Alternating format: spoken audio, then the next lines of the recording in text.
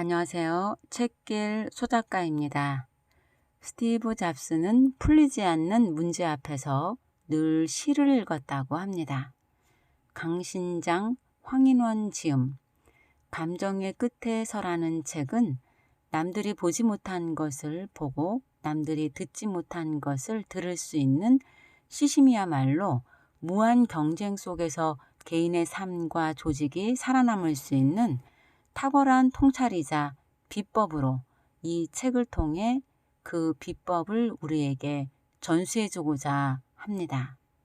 닫혀있던 상상력을 통해서 감성의 문을 열고 사물의 마음을 읽는다면 누구도 생각하지 못한 새로움을 창조해낼 수 있는 그 비법 지금 만나보겠습니다. 시인들의 창조법 첫째, 오감법. 오감을 열면 감성의 눈이 떠진다. 자연이나 사물의 마음을 보기 위해서는 나 자신이 그것이 되어야 합니다. 이것을 시학에서는 일체화라고 하지요.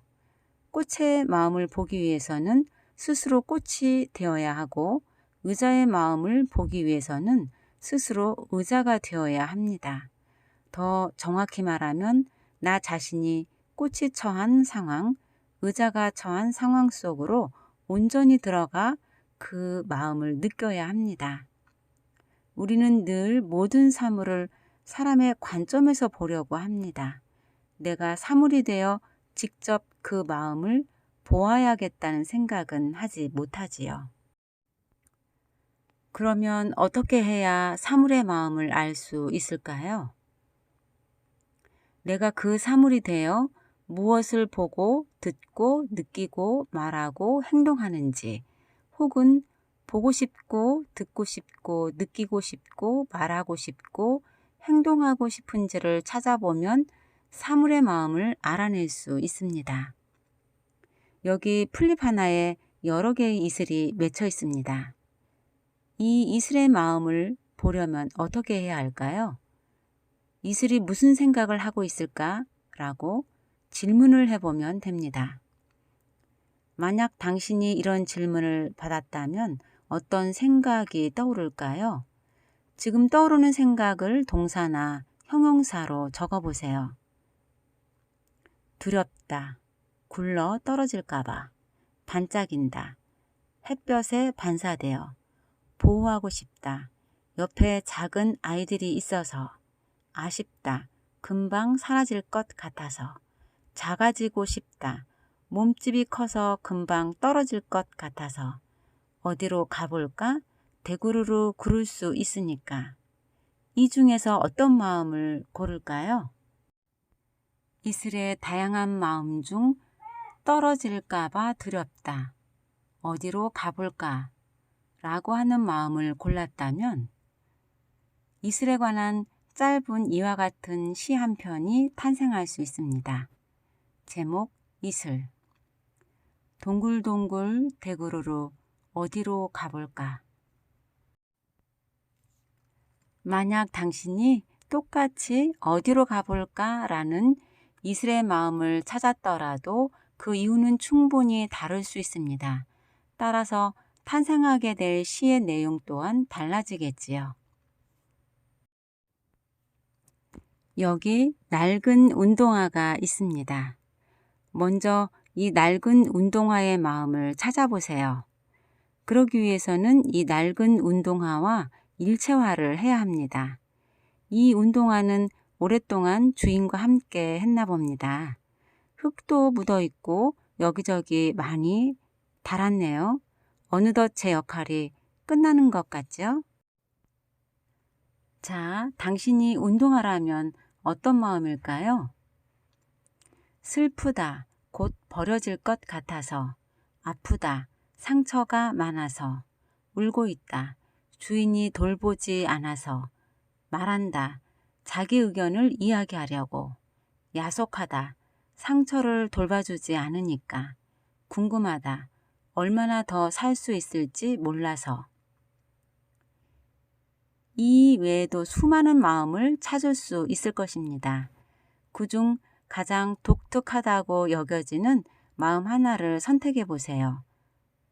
설명을 돕기 위해 그중 궁금하다를 골랐다면 그 다음 왜 궁금한지 그 이유를 찾아 옆에 적어 보세요. 제목 낡은 운동화. 온몸에 흑빛 상처 안고 얼마나 더 살 수 있을지 궁금함에 하늘 향해 입 벌리고 있다.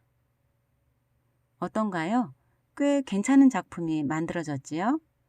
이번에는 시를 만드는 데 그칠 것이 아니라 이를 좀 더 확장시켜 비즈니스에 활용해 보는 것입니다. 정말로 운동화에 수명을 체크하는 기능이 있다면 어떨까요? 그래서 나 더 살 수 있어 라거나 나도 좀 신경 써줘 라고 표시하는 등의 말을 하는 운동화가 있다면 얼마나 획기적일까요? 우리의 삶에 감성이 필요한 이유는 사람의 마음을 이해하고 서로 소통함에 있어 무엇보다 효과적이기 때문입니다.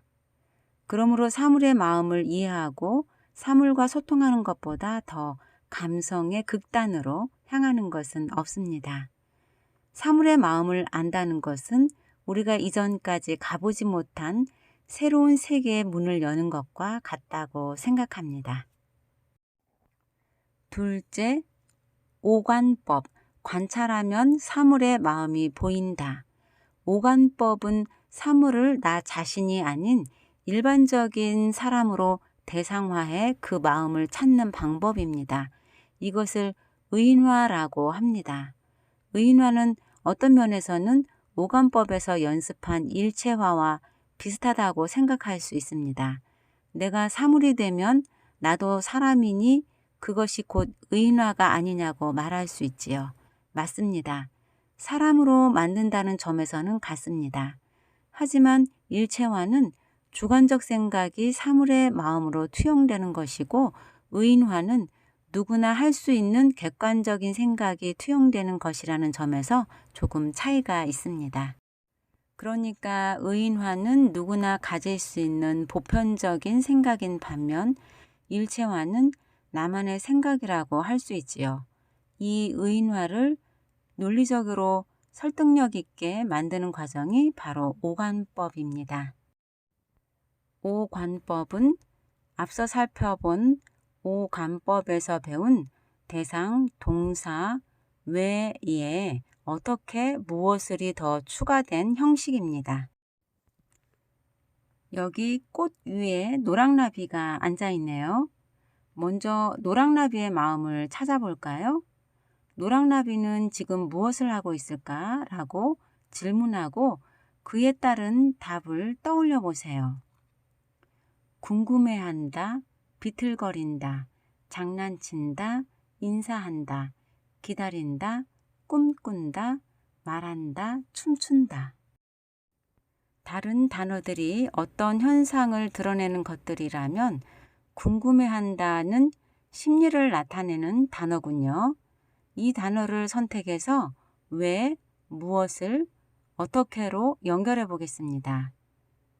위에서 찾은 단어와 문장을 그대로 옮겼더니 놀랍게도 심리가 행동을 유발하는 시가 탄생했네요. 제목 노랑나비. 세상 모든 것 궁금한 노랑나비. 할미꽃, 제비동자꽃, 제비꽃, 토끼풀꽃, 방울꽃, 바람꽃 찾아가 참견을 한다. 그러다 듣는 한 소리. 고놈 참 오지랖 억수로 넘네. 셋째 오연법.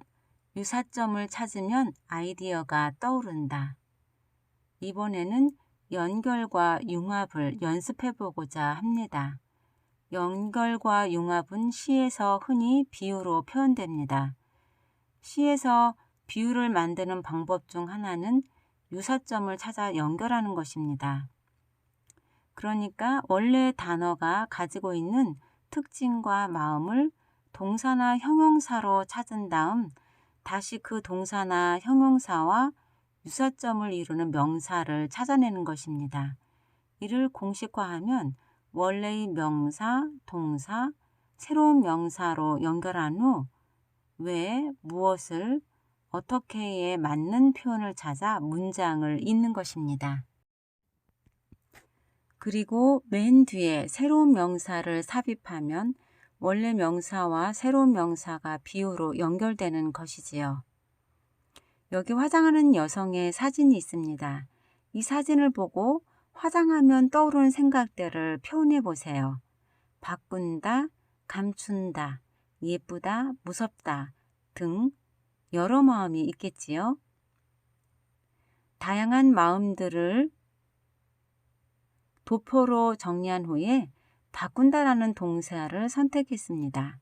그리고 바꾼다라는 단어에서 연상되는 명사를 찾습니다.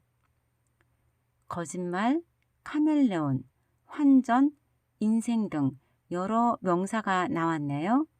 이 중 거짓말이라는 새로운 단어를 선택하자 화장은 거짓말이다 라는 비유가 만들어졌습니다.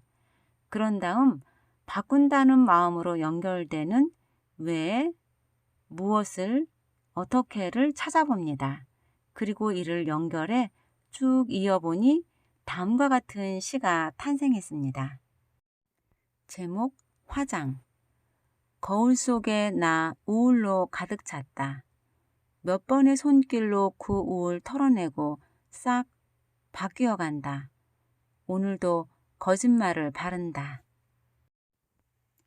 어떤가요? 근사한 시 한 편이 탄생하지 않았나요? 거짓말은 나쁜 것입니다. 그렇다면 화장도 나쁜 것일까요? 그렇지 않습니다.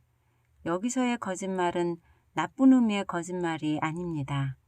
우울한 기분을 바꿔주는 거짓말이니 하얀 거짓말, 즉 좋은 거짓말이겠지요. 넷째, 오역법. 새로운 컨셉트는 역발상에서 나온다.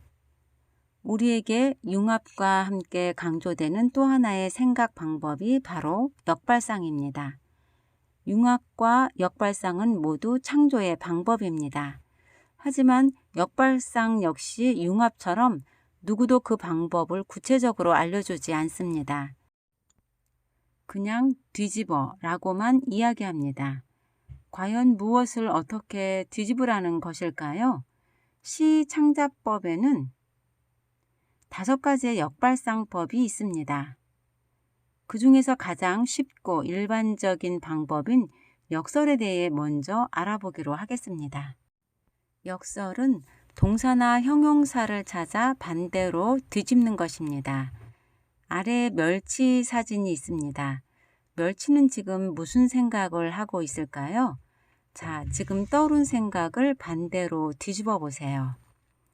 제가 직접 멸치가 되어 처한 상황을 헤아리니 죽어있다 라는 마음이 떠오르는군요. 그리고 죽어있다를 반대로 뒤집으면 살아있다, 떠들썩하다 등으로 표현할 수 있겠네요. 이제 멸치가 왜 떠들썩한지, 어떻게 떠들썩한지, 무엇을 떠들썩하게 하는지를 찾아봅니다. 그 다음 왜, 어떻게, 무엇을에 해당하는 단어나 문장을 찾아 연결합니다. 고향 이야기를 한다고 떠들썩하고 와글와글 왁자지껄 어린 시절 이야기를 한다고 동네를 떠들썩하게 한다는 이유를 대입하자 전혀 생각지도 못한 내용의 시가 나왔습니다. 제목 멸치. 파닥파닥 살아있다. 고향 이야기를 한다고.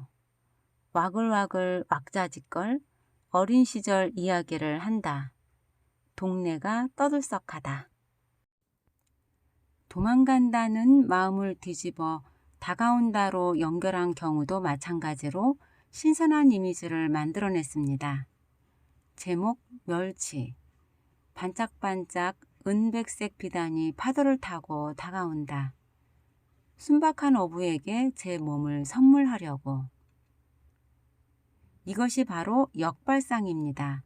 우리가 흔히 가지고 있는 기존의 생각과 달리 완전히 새롭고 신선한 생각이 표현되지 않나요? 시인들의 사고법을 어느 정도 이해하는 데 도움이 되셨나요? 이 책을 한번 꼭 읽어보시기를 추천드립니다. 여기까지 들어주셔서 감사합니다.